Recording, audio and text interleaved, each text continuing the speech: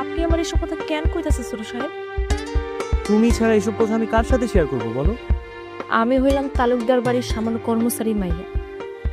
আপনাকে বাড়িতে চাকরি করে আমাকে সংসার চলে। আমার কাছে কয়ে কি লাভ কোন? তাছাড়া আপনার সাথে এই জায়গায় দাঁড়ায় কথা কইতাছি, কেউ যদি দেখে না তাহলে ঝামেলা হয়ে যায়। ঝামেলায় তো আমি পড়ে গেলাম। আব্বা আমাকে জোর করে বিয়ে দিতে চাইবে আর আমি কি সেটা মানবো? ছোট সাহেব, আমার মনে হয় কি আপনি তালুকদার কাকার সাথে একটু খোলাখুলি কথা কন।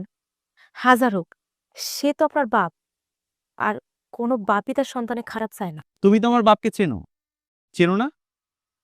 সবকিছুতেই তার জেদ, কিন্তু সে কি ভেবেছে জেদ শুধু তার একারই আছে, আর কারো নেই?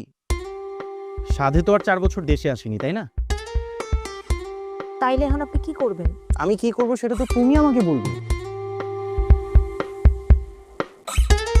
কিছু কন্যা ছোট সাহেব, আমি কি এসব সমাধান দিতে পারবো না? অবশ্যই পারবে, একমাত্র তুমিই পারবে এর সমাধান দিতে।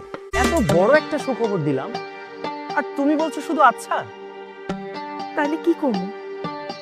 সুষমা, তুমি খুশি হওনি? জানি না। নাকি তুমি অন্য কাউকে?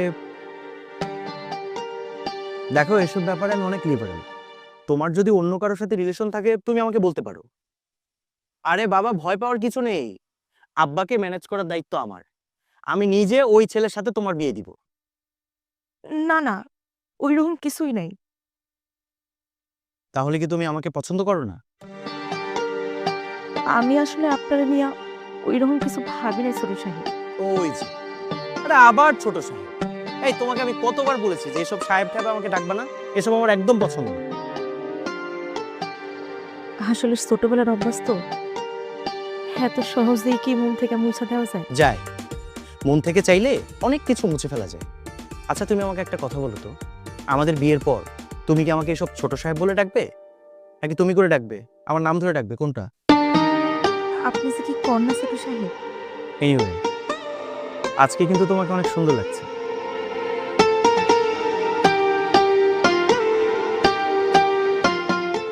আমি যাই ছোট সাহেব।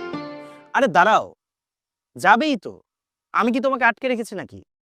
কিন্তু যাওয়ার আগে তোমার মনের কথাটা আমাকে বলে যাও। বুঝি নাই। ওই যে, তুমি আমাকে ভালোবাসো কিনা?